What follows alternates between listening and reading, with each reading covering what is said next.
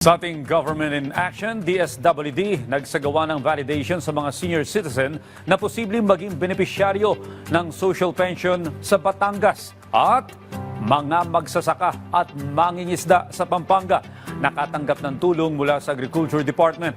May report si Jeremy Piscano. Rise and shine, Jeremy. Aabot sa mahigit 280 senior citizens sa Santo Tomas, Batangas ang sumailalim sa validation ng Department of Social Welfare and Development. Dito tinutukoy ng kagawaran ng kanilang estado sa buhay, kalagayan ng kalusugan at mga natatanggap na suporta mula sa kaanak.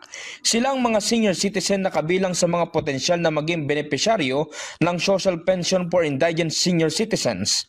Papalo naman sa 153 million pesos na halaga ng mga makinaryang pansaka ang ipinamahagi ng Department of Agriculture sa San Fernando, Pampanga. Ito'y bilang pagkilala sa mahalagang papel ng mga magsasaka at mangingisda na tiyakin ng sapat na pagkain para sa mga Pilipino.